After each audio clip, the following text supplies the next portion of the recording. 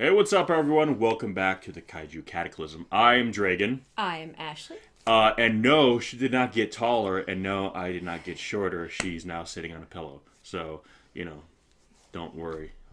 I don't think anybody worried I don't think anyone about really cared, probably would have Now they're noticed, just but gonna be because like- I'm looking at the camera and I'm like, God, you look short. It's because you're all like propped up now. So But now they're like, why is she sitting on a pillow? It's because there's a crack in our couch and it hurts my butt. yeah.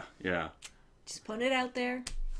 Anyways. Anyway, today we are going to be talking about Pacific Rim Uprising, the long-awaited sequel to 2013's Pacific Rim. This one is being done by Stephen S. DeKnight. The original was done by Guillermo del Toro. Now, we had done an early episode of the Cataclysm talking about it. This is back before we knew it was being called Uprising. It was Maelstrom at the time. Yeah, right? or it was still rumored to be called Maelstrom. This was back when Guillermo del Toro was... recently it was announced that DeKnight was taking over, that del Toro would now just be doing producing the film, so we didn't know how much of his original script for the sequel was going to be carrying over. We knew it was being rewritten, but still, some things probably were going to be brought over, while other things would be, readapted, redone, and, del Toro even gone on and said that, hey, whenever I pass off directorial duties to another director, I no longer try to... it's like, hey, you know what? If I wanted it to be so much a certain way, I would have directed it myself. Obviously, I'm relinquishing control, so therefore I accept the fact that, this is going to be a different director with a different vision, and while being a continuation of the story I created, there are going to be things that are done differently because it's not me. So Del Toro early on said, you know what? It's cool. It's going to be different, but just because it's different doesn't mean it's not going to be cool. So I'm curious. It seems now we had a teaser trailer that came out, which is mostly just kind of CGI shots of the robots. They, Jaegers? Wow. Wow. There. Mainly because they had just kind of wrapped principal photography, so they probably didn't really have anything done. But they did have the one little shot of John Boyega. Which I was gonna say, but at the very end of it, they had that shot of John Boyega, saying like "join the resistance," So just a little like, okay, John Boyega's in it. But then more recently, we had in October of 2017, we had a full-length first trailer, complete with Kaiju, Jaeger action, John Boyega, the rest of the cast, kind of. So you basically get to really see the movie. Yeah. How it's going to look, how it might be the same, how it might be different. And based on the trailer that we've seen, for the most part, it looks like Pacific Rim. It definitely looks like it's the same world. So it looks like it's a continuation. The only thing that jumps out at me right away as being different, visually speaking, is that it seems there's more daytime shots. Seems like more of this movie is going to take place in the day, whereas Del Toro kind of comes from more of a horror gothic background. So even if he's not doing like a gothic horror movie or anything like that, he seems to prefer a lot more night shots. Yeah. He deals a lot more with like shadow and depth, like that's more of his style, which admittedly I tend to prefer. It's more my background. I grew up watching like more like kind of creature feature, dark, sci-fi stuff. I was more into getting like aliens and less into the like Star Wars. And I like Star Wars. Calm down. I can see a lot of people now. What? Hovering over that dislike button. But with that said, it is a different director. It is a different vision to some degree. So I am now curious to see like, okay, Del Toro, I feel, made more than just a movie. He created a new universe. Yeah. So with that said, like any good kind of cinematic universe, I guess, I feel it needs to transcend even its creator. It needs to be bigger than just the person who made it. That's how it's going to continue. That's how it's going to thrive. So now that this universe exists and we kind of know, for the most part, the basic rules of it, I am curious to see, okay, what another kind of vision will look within it. It still will be Pacific Rim, but what is Pacific Rim going to look like through the eyes of, DeKnight as opposed. We've gotten the Guillermo del Toro kind of vision of this world. What's this director's vision going to be? And if they are so fortunate to get a third one, if is it going to be DeKnight or is it going to be yet another director? Someone else can kind of like a bit like the Star Wars movies where, or even the Alien movies, kind of pulling more from my childhood. It's it's the same kind of universe, but depending on who's helming the story, it has kind of a different vibe to it. All feels like it's part of the same universe, but it's a different flavor depending on if you got your Ridley Scott doing Alien, you got your James Cameron doing Aliens. They feel like they're a part of each other, but they stand on their own as their own kind of unique kind of thumbprint, if you will. So I kind of get the sense that Pacific Rim Uprising is going to be very much that kind of thing. It's going to kind of have its own identity while at the same time still feeling like it's standing shoulder to shoulder with the original. So we hope. We haven't seen the movie Ideally. yet. I'm being very optimistic here because, again, I'm not one of those people who like to count movies out before they come out. I know often, unfortunately, sometimes online, there are people I feel now it's more about criticizing than really like being excited for a movie. I'm not speaking for anyone specific, so if it doesn't apply to you, I'm not talking about you. But I've, come across in my many, internet journeys where I feel like people kind of count something out before they give it a chance, and I'm just like, and I know a lot of people are kind of bummed too when Del Toro wasn't coming back, and admittedly I was one of them, but like I even said in the original discussion we had about this film was like, okay, Del Toro's one guy. He can't make every single movie I want to be made. You're going to have to pick and choose. And yes, would it have been cool for him to come back and do a sequel to Pacific Rim? Absolutely. But I also don't feel that Pacific Rim was so specifically Del Toro that someone else couldn't man the helm. Like the film he's doing now, The Shape of Water. I feel that is a quintessential Guillermo del Toro film. I don't think that movie will be what it ultimately will be if it wasn't Del Toro doing it. Whereas I feel something like Pacific Rim, it's a broad enough palette where can Del Toro do an awesome Pacific Rim movie? Yes, and he did. Yeah. But is he the only one who can do that? I don't think so. Well, I think it's one of those things as a creator. I mean, again, obviously with him especially, there's been other instances where he's done this, with like The Hobbit. Yeah, and he had to bow out. He wants to do it, but he just like, I have a schedule. I want to make so many movies that I can't I can't wait. And since then, we've kind of learned what it was to. This was during the time where Legendary Pictures, the studio that's behind Pacific Rim, they were being bought out by a Chinese company. I forget the name at the moment, but it was a very wealthy Chinese rich man, basically, who has a love for movies. I think he owns a lot of the movie chains in China, basically bought out. And during this kind of changeover with management, I guess, some of the projects had to be kind of put on hold. They weren't stopped, but they had to be kind of put on hold because they had to wait to kind of all the paperwork and all the changing of hands was done before they could kind of kick off new productions. And they had basically told Del Toro that you're going to have to basically wait a year before you can, start this movie. So it's not you can't do it, but you're going to have to wait. And Del Toro was like, yeah, but that's not enough time to work on something else either, so. Yeah, and he wanted to basically say, well, yeah, but he was already planning on doing The Shape of Water, and he wanted to make that movie, so he was going to do Pacific Rim, Maelstrom, and then go do The Shape of Water. But everything was... at the time, for The Hobbit anyways, he was going to do Pacific Rim. Yeah, and that's why he had to go not do The Hobbit, because he had to go do Pacific Rim. Yeah, for this one. So it's kind of, the irony of that same thing. And again, I like how, obviously The Shape of Water is a much smaller film than Pacific Rim, but he doesn't really care about how big or small the movie is. Yeah. It's his passion for the project, and he told the story he wanted to tell in Pacific Rim, so for better or for worse, he told it. Yeah. So now he wants to tell this new story. Which, for cool. Better or for worse, Pacific Rim can exist without him. Well, and as it is, like, this other film it must be pretty cool to create something and then see what somebody else does with it. Yeah, so. it's kind of like you create you have your child, it kind of grows up, and then you set it off into the world to make its own decisions. So, it's kind of cool to see something is out there doing something because you created it. Even if it's not you actively behind it anymore.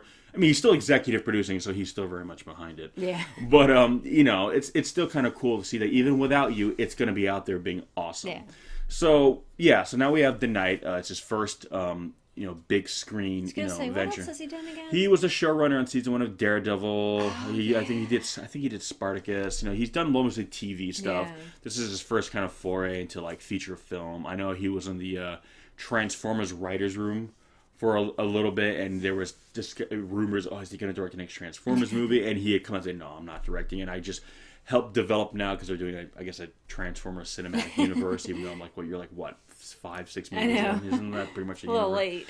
Isn't pretty much a cinematic universe in and of itself already. But, okay, he was involved with the writing, so I guess storylines they might, pursue in later films might have something to do with what he came up with, so that's cool. But this is his first, I'm directing this movie, so what do I want to start with, you know what I mean?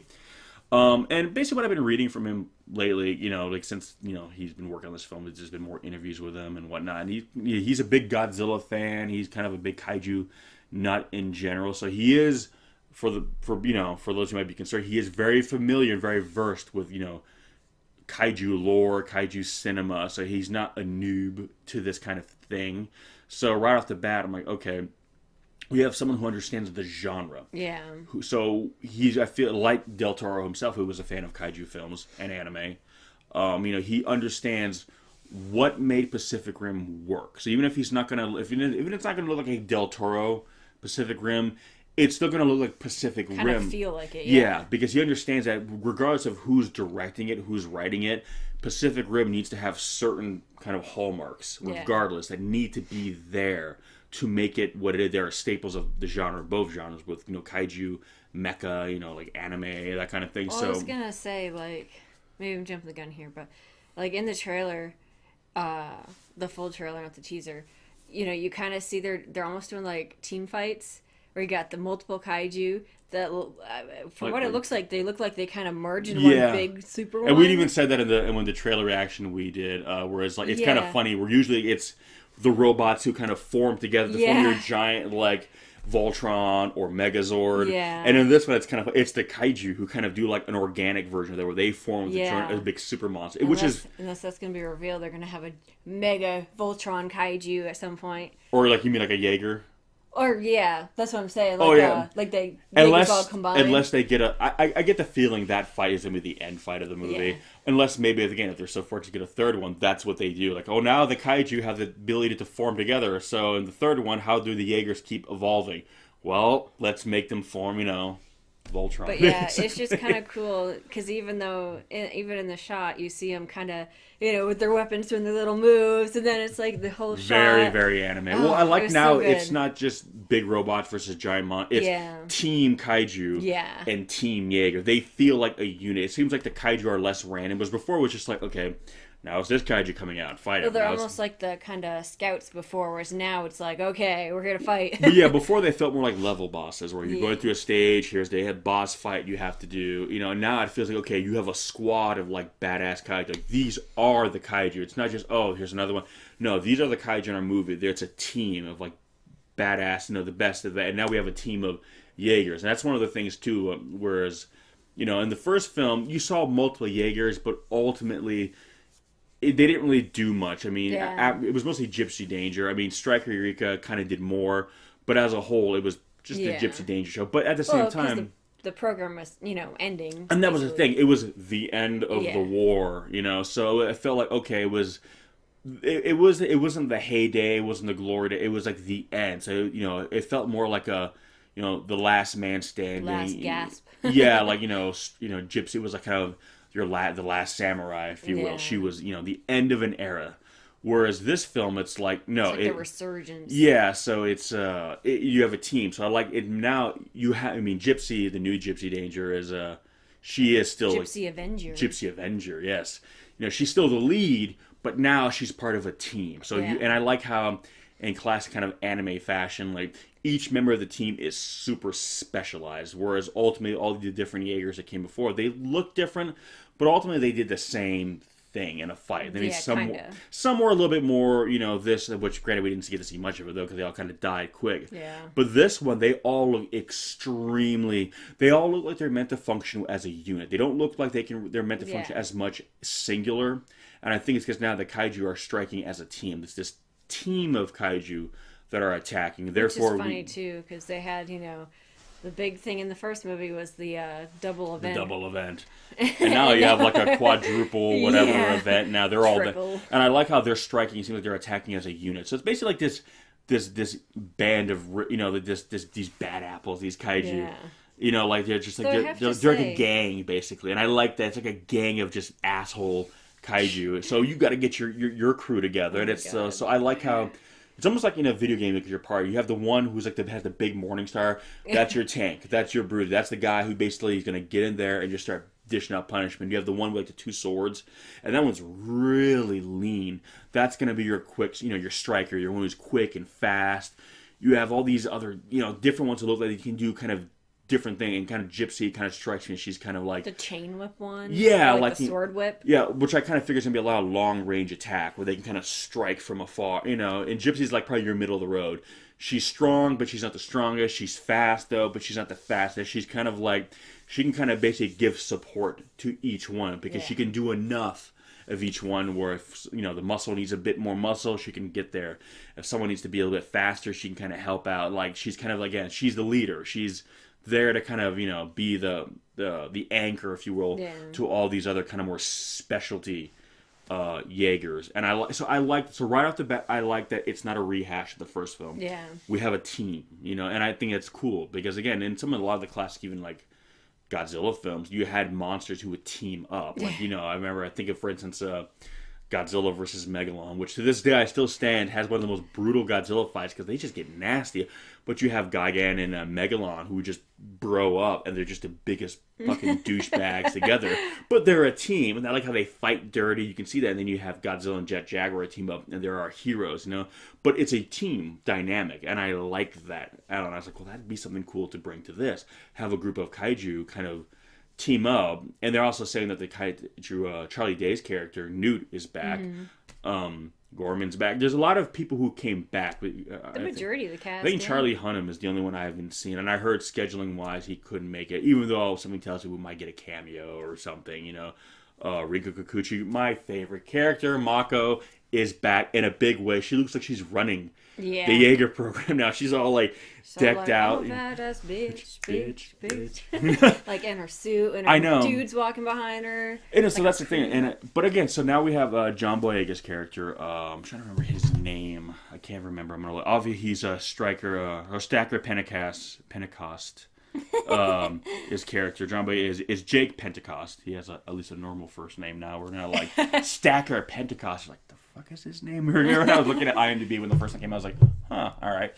Is his son? I'm gonna kind of go on a limb and say maybe a strange son because there was no mention of him. Yeah. Now a lot of people were saying, oh, maybe it's implying that a lot of time has passed. Like maybe, Stacker had a baby, and then he died. But if Rinku and all the other characters are back and they all look relatively the same age, they don't look like they have like a lot of age makeup done to them. So I think it was a situation where probably Stacker was away a lot of the time. So he had this kid. It could have been just like a thing out of wedlock where him and his mother weren't really together, but he had a son, and his way of looking at it is, I don't know how to be a good dad, so I'm just going to be the best. The only way I can be a good dad is I'm going to be off saving the world. That's how I'll protect my son. But obviously kind of more or less adopted, Mako. I don't think he formally ever adopted her. I mean, maybe he did, but I kind of feel more or less. And I'm kind of wondering too, because a lot of the shots we see in the trailer, I feel, are from the end of the movie where you see John Boyega like, this is our time, we got to make a difference, where he's already finally embraced. Cancel the apocalypse, his version of that. Yeah, what I mean? Because I was reading kind of his backstory, and it sounds like he basically initially had been trained to be a Jaeger pilot, but then kind of fell off and got involved with like kind of the criminal underworld, which means I wonder if we're going to see Hannibal Chow back again. Basically he kind of became kind of a bad apple. So obviously we're not seeing a lot of that in the trailer. We're seeing more just kind of the action beats where I figure are going to be more towards the end of the movie. But I probably wonder if Rinko's character, Mako, approaches him, and I'm probably wondering if he has resentment towards her. Yeah, I was going to say, I'm sure there's some bad blood there. Yeah, because my father was a father to you. He took you in. He treated you like a child. He ignored me. He never... Well, yeah. I'm like, well, a very strict father. Well, but again, I'm like, well, with that attitude, I mean, what do you expect, Yeah. I was cute and doughy-eyed. You were a little brat. No, I don't know. But I'm probably wondering, is there going to be some of that in the movie where she's like, listen, you need to follow in your father's footsteps. You are your father's son. You can do, and he's like, basically be like, fuck you. I mean, you got to have my dad. I didn't get to have my dad. You were his favorite.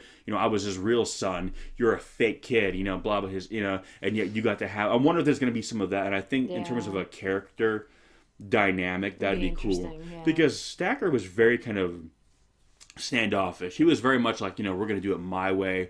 And it was cool to see that because it was in the context of as an authority figure. Like, he was doing it for the cause. Yeah. But I would like to see, because, Jake is his father's son, I'm sure.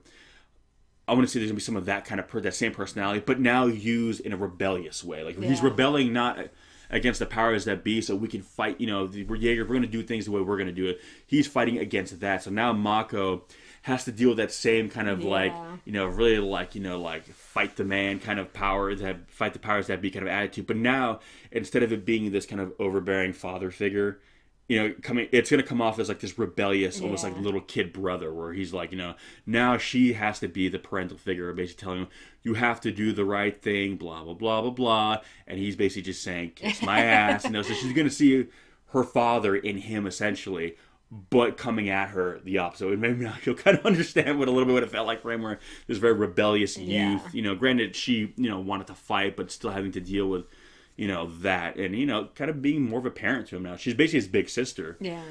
So I'm really curious to see, like, I mean, there's no guarantee that'll be in the movie, but I kind of feel there has to be, because where was he? Yeah. I mean, obviously he wasn't there because he wasn't written in. That's why he wasn't there. But obviously now, because you didn't show him, you have to now explain that. Like, I don't think Stacker had this happy little home life that he kept tucked away. Obviously, he was on the road. Mako was his daughter for all intents and purposes, and I always kind of assumed that he never had time for a family. Yeah. He never had time to settle down and have kids. So Mako was kind of like, it kind of became that for him. And it's not like he asked for that; she kind of fell in his lap. But now you found out he did have a kid after all. So where was he? Was he kind of like, while he was out being the hero, he wasn't being a dad. He wasn't at home. Unless the mom kept him away or something. Maybe that'd be some. Oh, that's a curious thing too. Yeah. Did he know he had a son? Maybe he didn't. Maybe there was a woman out there who was like, you know what? It's better if you don't know. It's better if Considering that he could die anytime. Maybe she told Jake his father was dead. Maybe that could be a curious. I don't know. There's a lot of, but I still think to some degree, depending on how much of it there is, I think there might be some resentment between Jake and Mako, and I think that would be a really... Well, even if he didn't know when he found out, like, hey, my dad was raising this girl from when she, from a child to an adult. Yeah, even if it wasn't her fault, and let's say maybe Stacker never knew about him, instinctively you're still going to have that thing where it's like it's not hey, fair. Fuck you, it should have been me. Yeah, and I don't know, maybe it might come out not intentionally, but he might kind of have this attitude of like, it's not fair. You got to have. You're running this. I should be running this. That kind of thing. Yeah, maybe. Basically, you inherited, the keys to the kingdom, and it was never meant to be your kingdom. And it was like, I don't know. And again, there's a lot of different ways they could take that, but I think they need to kind of approach it one of those ways because it's such a great, character dynamic. It'd be such a great little piece of drama to have it naturally. You go basically going from like father basically kind of passing the reins to their child to now kind of jealous siblings. You got my father's attention, and he wasn't even really your father, and I never got that. I missed out while you got to have that. And that kind of attitude, whether it's intentional or unintentional, I feel like you're going to see it to some degree. So that's going to be an interesting kind of bit of dynamic from John Boy, I guess, character. You don't see too much of the kaiju in the trailer. Well, I was going to say... You see glimpses of them, but they're not like clear. You see more clear shots of the Jaegers. Yeah. And I'm kind of wondering... So that's the thing. When the first film, it did good. But it didn't do as well as I had hoped. That's why I was kind of like back and forth. Are we going to get the sequel? It did well enough. In theory, yes, we could have a sequel, and obviously we are. But it wasn't like such a slam dunk where it's like, obviously we need to do a sequel. It was there was just enough reason to say no as there was to say yes. And ultimately, I think it's just kind of how well it did when it did home release and kind of, just word of mouth. It was, from everyone who did see it, it was well received. Yeah. So I think the studio was like, all right. I mean, there was a bit of changing hands. The first one was distributed by Warner Brothers, who was distributing the Monsterverse. Now this one's being distributed by Universal. So there is some changing of hands to some degree. But ultimately, I think, okay, it did good enough where we can justify doing one more. But if we want any more beyond that, this one's going to have to really do good. Yeah. So this could still be the last Pacific Rim we get. But I'm wondering, okay, at first I thought that maybe the first film, it's hard to say. Some people were saying, okay, they focus too much on the kaiju thing, and the general person don't really know what a kaiju is, that maybe they should focus making more of a robot movie, because for better or for worse, love them or hate them. Yeah. The Transformers movies do well, and I wasn't sure, okay, but was it that hurt it? Because a lot of people were saying, oh, it's like Transformers, and I was like, no, it's nothing like Transformers. But maybe some people were thinking, oh, it's a knockoff of Transformers. Well, I don't want to go see that. Yeah. But I also don't know what the fuck a kaiju is either. But since then, we've had Godzilla. Godzilla came out the following year and did better than Pacific Rim. And again, it wasn't this smash hit, but it did pretty damn good, enough where it spawned the Monsterverse. So some people were saying, well, now that maybe kaiju is more of a known thing, that maybe they should kind of, lean heavier on the kaiju and market it more as a kaiju movie. Yeah. And maybe they will. Maybe they just had more of the robot shots done. But it seems like they're leaning more heavily on the robots, the Jaegers. Now, granted, the Jaegers are really cool. They focus on more specialists, and maybe that's what they're trying to go for. This cool kind of like, Squad. Like a badass Jaegers. The only thing I was concerned when I saw the trailer, I was like, okay, to the untrained eye, this could look a little like Transformers. Especially now that they're all really like super. They look less like just like big generic robot and more like really characters. And obviously the Transformers are meant to be sentient, so they have more characterization to them. I was worried like, okay, I know what I'm looking at. Yeah. But to someone who's not into this kind of thing, are they gonna look at this trailer and see all the robots with their specialty weapons, the quick zoom ins, all the punching? Especially there's some robot on robot action. There's some Jaeger on Jaeger action. There's an evil Jaeger in this movie. We don't know much about it, what its backstory is, but there is a bad Jaeger. So you do see shots of robot fighting another robot, which is obviously what the Transformers movies are. That's the one thing that really distinguished visually right off the bat this movie from, or Pacific Rim from Transformers. Okay, they're robots, but they're fighting monsters. Okay. But now you're seeing those shots in the snow where they're like gypsies fighting the other one. And that's just a really intense training scene. Yeah, but you see it again in the city. So I think there's either a bad Jaeger or maybe the aliens who create the kaiju, maybe they made a Jaeger. You know what I mean? Fight fire with fire. So that could be it. But still, it's a giant robot fighting another giant robot. And to people who don't really know what this is, who didn't watch the first Pacific Rim, they might just see that and be like, oh, again, it's like Transformers. See the robots, they're fighting each other, and because this trailer focuses more heavily on the Jaegers than it does the kaiju, I feel that most of the fighting you see is Jaeger on Jaeger, or just shots of Jaegers looking cool. Mm-hmm. The kaiju, there's not that many shots of them. You know, and I'm not saying probably the next trailer they'll have more effect shots done, and they'll probably have more of the kaiju scenes in there. But for this first trailer, it looks more like a robot movie. Yeah. With the kaiju are kind of just some stuff in the background. So my only concern is that, okay, because of Transformers, again, are people who don't know what this property is going to look at it and be like, oh, it's another big robot sci-fi movie, you know, and that's all it is. And I don't really like the Transformers movies, so I'm not going to go see this. Or I like Transformers, but I rather just watch Transform. You know, take that kind of attitude. So it was always kind of a 50-50, like which one in the marketing do you lean more towards? Do you lean more towards the monsters, the kaiju? Especially now that the term kaiju has kind of become more known. Yeah, interjecting kind of the public conscious. Or do you lean heavier on the robots? And I think they're leaning heavier on the Jaegers mainly because star power. Yeah, you know, John Boyega's in it. What's his name? The son of Clint Eastwood's son, Scott Eastwood. Oh. You know, he's in it. You know, so there's some star power, Charlie. But they're all on the Jaeger side of things. So I think maybe they say, okay, if we focus on the Jaeger side, we kind of throw these big faces on screen. Whereas if you focus on the kaiju side, well, they're cool looking monsters, but they're just these big, you know, CGI creations. So there's not as much star. Which for me, I'm like, show me the monsters, show me the monsters, show me the monsters. But for the general public, which is the people who are going to make or break this movie, the wider audience. Yeah, you know those two dirty words that all us fans of who have fandom hate. The wider audience, we hate all of you because you don't get it, but we need you because there's so many of you, and you guys are what determine whether something is a hit or not. All the kaiju fans, all the Mecha fans, all the anime fans, even the people who say they don't like it or they think it's derivative, you're still going to go watch it, so shut up.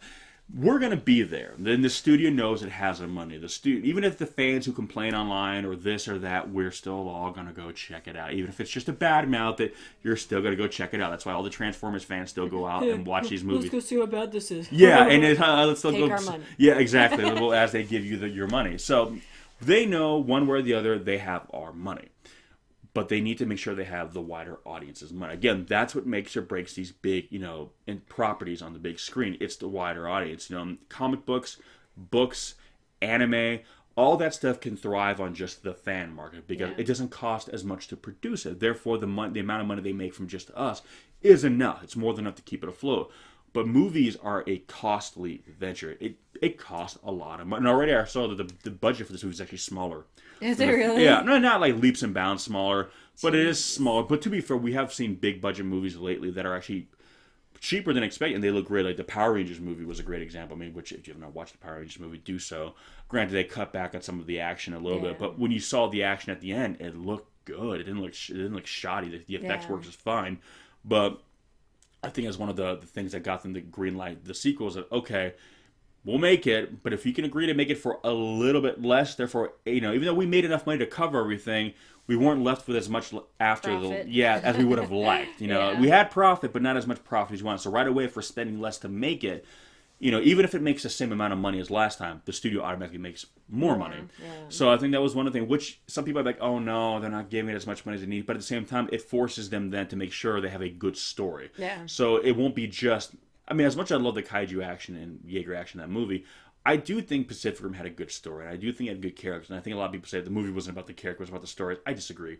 I thought there was a really well-told story there. The action was great. And I think it was just so cool and over the top that it sometimes maybe just overshadowed it. So people thought, oh, it didn't have a good story. Yeah. It was there, but there was just a lot of other stuff happening too. But if they don't have as much money to throw on just for action, I think it's going to force the Knight and the people behind it to kind of really, okay, we have to make sure that when robots aren't punching kaiju on screen, what's happening on screen, is interesting. There's a great bit of character dynamic there. So I actually don't mind that because I think it's going to force them to then really make sure that every facet of the film is, on the level because when they otherwise people are going to get bored with it. So I'm not too worried about it. Again, it wasn't a big draw. I think it was a difference of like 30 million or something, which is a lot of money in terms of putting in your bank account, but it's not going to, it's not going to make the biggest difference. And also the effects they're using now, they're using a different effects house. Really? It was ILM who did the first one, and I'm trying to remember who's doing it. It's a British effects company. It's a smaller. I'm trying to see if they. I'm trying to see who does the effects in this one. I'm not. I don't. Yeah, I forget the name of them. But they're also doing Godzilla King of the Monsters. So it looks like basically Legendary has kind of just picked these guys to be their new effects house, and the quality of what I've been seeing, it doesn't look like the effects are cheaper. But because they're not a big brand name like Industrial Light and Magic as much, probably. or Weta, they automatically come cheaper because they don't have that clout. Because Weta did Godzilla, ILM did Pacific Rim. Well, both of those are big effects studio houses. Not because they can do anything necessarily better, but again, they're the brand name houses. Yeah, they're the pedigree. They, Weta did Lord of the Rings, and ILM did everything from like Terminator to Jurassic Park. So they have, a resume that is so illustrious that they can, even if their effects aren't better than the guy next to them, because of we did this, they can charge more. Whereas these guys are a newer company and the talent they have is just as good as anyone else's the other ones. But because they can't just, they're not going to get anyone to, if they're going to charge those prices, basically, the studio is going to be like, well, then we want to be able to say that the people doing our special effects did, Academy Award winning this movie and Academy Award winning that movie, you know what I mean? If you guys can't offer us that kind of, like marquee, slogan, well, don't charge as much. And I think that's what it is. So I think that's another way too.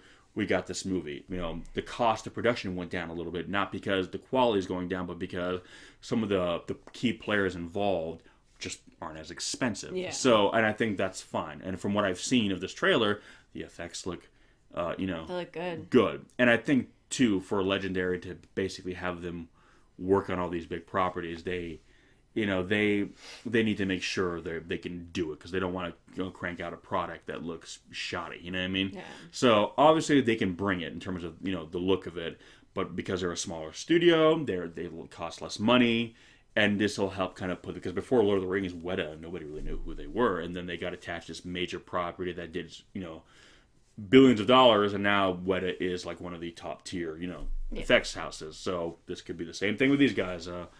I'm gonna. Oh God, I have to look. I can't believe I forget the name. I'll try to put the link in the description if I find it. But yeah. So I mean, the only other thing I'm trying to say.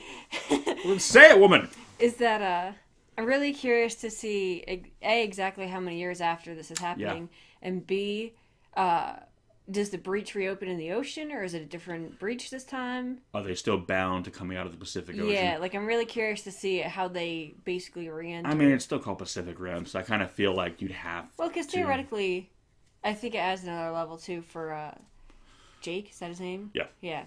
That, like, oh, my dad died to close this, and it just reopened. It was in vain. Yeah. Well, again... I mean, still save people in the meantime, but... But I get the sense that... I am curious to see about the Kaiju side where... Well, from we've seen the trailer, it sounds like, we thought we had won the war, because he looked at that old news clipping with his dad and saying, war over, or whatever it was.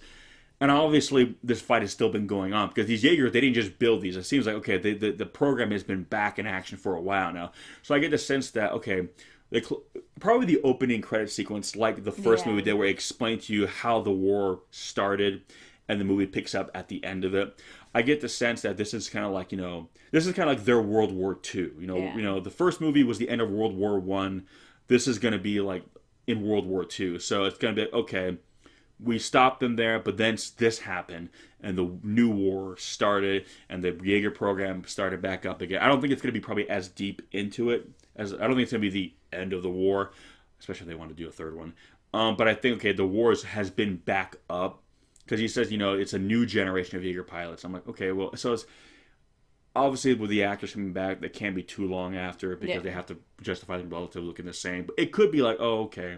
Well, then again, it's 2013 and it's coming out in 2018. That's what, like 5 years or whatever? Okay, so it's been 5 years, so you could argue that if John Boyega is like in his early 20s, he would have been like, mid-teenager when the first one happened. But they could stretch it out. They could say it's been like 10 years. The characters who are coming back, they would still roughly look same-ish. So it could be like a decade later. So John Boyega is like 23, 24. He would have been like a young teenager in the first movie, which, okay, he would not have been of age to really been like a pilot. So I get the sense that when they say it's a new generation, it is a new generation. But if you look at the characters you see, with the exception of Scott Eastwood, they're all young. They're like early 20s. So they really would be very young for Jaeger pilots, where if you look at the pilots in the other movie, they're all in their 30s. You know what I mean? And those were the young pilots. The rest of them were even older still. So these are still young. Think about it when you were like in your early 20s. Were you, what were you doing? You weren't saving the world. You know what I mean? So that's, there really is a new generation. So I do get that sense of like, okay, yeah, he was around, but they weren't of age to be significant. So I'd say it's probably gonna be like 10 years, a decade. I think it's a nice round number. It's long enough, but it's not so long where we don't have to do like crappy age makeup on everyone, you know what I mean? Where it's like Prometheus age makeup. Like, why did it look like a dried out like orange prune all of a sudden? It's like, oh. But hey, I actually said nice things about Prometheus, so I think we were like one of the only two people who said that. But anyway, but yeah, so I mean that's really it. A lot of what we had kind of speculated and discussed on our first discussion of this film when we did the early episode of Cataclysm seems to be more or less confirmed by this trailer. I mean, again, as we'll get more trailers, we'll learn more about it. Story-wise, okay, it sounds like, okay, obviously pretty straightforward. Yeah, obviously the closing the breach was a temporary thing at best. The Kaiju are back, and now they're smarter, they've evolved, they have new capabilities, so it's like weapons. I am curious to see if we'll go into the breach and fight this time, instead of just like going through and blowing it up. Well, at one point I see them all flying up in space. They get like these rocket pad, because everyone loved that scene in the first one where Gypsy flies up with was it Otatsu? Was that, I think the Kaiju's name, the one that had the wings? And in that, when they slice her and hit it in half in space, I was like, oh, everyone loved that scene. But now we're gonna have a lot of Jaegers in space. Here's the thing: what if the rift is in space? Yeah. Because they were aliens, but they said they were from another dimension. Wasn't they just came from another planet? It made sense they were from like another dimension altogether. From the upside down. Alternate upside down. Well, now that kind of thing is cool, maybe they'll really play that up. I know. it's a mind flare that just shows up in the sky. It's like, well, crossover. But yeah, no. So I'm kind of curious. Maybe why are they all going up into space? What's up there? Maybe the breach is in space, and the thing you were saying, it'd be cool to see them all fight in this other dimension. Maybe that's where they're going. They're taking the fight to them. They're going into space, that would be really, really cool. Yeah, to like, cool. Maybe the big merged Jaeger isn't the final fight, or Kaiju. Yeah, that isn't the final fight. Maybe that's like they fight it, and then they have to go up the pre-boss battle. Yeah, and they have to go up there and have a big battle, or essentially do the same thing they did in the first one, where they have to close the rift, but they have to kind of go in there. Yeah. So, but they'll have like a cool battle. One Jaeger setting the bomb, the other Jaeger's like protecting them. They're fighting off all the Kaiju and the other side. That would be really cool. Did I just predict the end of this movie? Holy shit! If I did, I'm not disappointed because that's badass. Technically, it was my idea. Yeah. Yeah, but I fleshed it out. I made it. I understand. It was a team I made effort. it my own. Team effort. It was a team effort. In keeping with the theme of what it looks like this movie is going to be.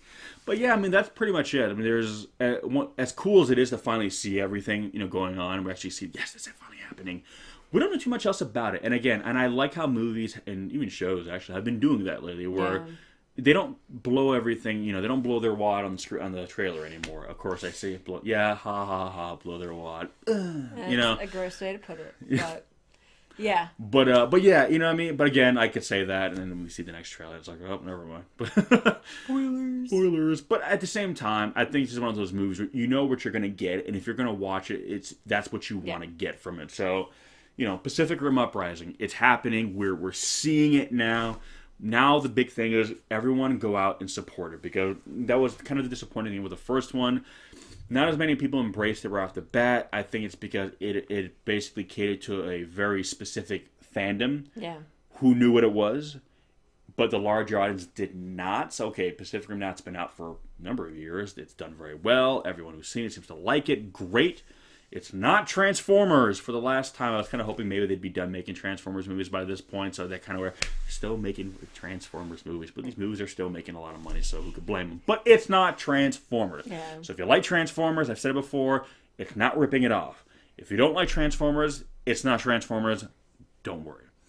But check it out. Give it a shot. Again, now it's got John Boyega, who's Mr. Star Wars, and by the time this comes out, episode 8 would have already come out. So honestly, this trailer dropped pretty much like a week or two before the episode 8 trailer, which I think was good, because, John Boyega. And then you see episode 8, and everyone's like, oh yeah, Star Wars! Hey! Yeah, we're all excited for that. So now when you go back and you see it's Finn with a mustache. Exactly. So now when you go back and you see the Pacific Rim Uprising trailer, again, you're so hyped up for all things Star Wars. Like, yes, I'm going to see that because Star Wars. Star Wars, yes. So this film could benefit from kind of the runoff of Star, especially if Star Episode 8 is good and it does very well. Well, it's going to do good. Yeah. It's going to do well, but as long as it's, everyone actually likes the movie, this movie isn't coming too long after. So there'll still be that hype of all things Star Wars in the atmosphere. So, hey, I want to get another fix if I need something. Oh, look, there's John Boyega again doing a movie. Let's go watch the movie just to kind of get some of that in there, and then hopefully enjoy this movie for what it is and give it a lot of money so they can go ahead and do the proposed third film, which I've already mentioned. And I guess the directors even said that the idea of Godzilla and King Kong somehow being in this Pacific Rim continuity has been talked about, I guess. And a lot of people said they want to see a crossover, but there's a lot of people who say too it wouldn't work. Because, history-wise, they've shown it's completely different timelines. And I've always had people... Hey, if it's alternate dimension, they'll make it But work. I've always even said, people, like, Godzilla and Kong have been rebooted how many times? Yeah. It's not like there's one singular Godzilla continuity. There's not one singular King Kong continuity. Well, Legendary has the rights to Godzilla and King Kong. Well, just make a new King Kong and a new Godzilla. I mean, Toho has done that all the time. So you have the Showa, the Heisei, and the Millennium series. Different continuities. And the Millennium series had, like, multiple continuities. So I'm just like, ultimately, I think people just want to see Godzilla fight Jaeger. They don't care if it's they won't read that much into it. They don't care if it's the MonsterVerse Godzilla. They just need to see Godzilla fighting a Jaeger. So, if anything, we'll just have a new Godzilla and a new King Kong. Which they could, if they do it that way, then cool, work it in. But anyway, yeah, Pacific Rim Uprising.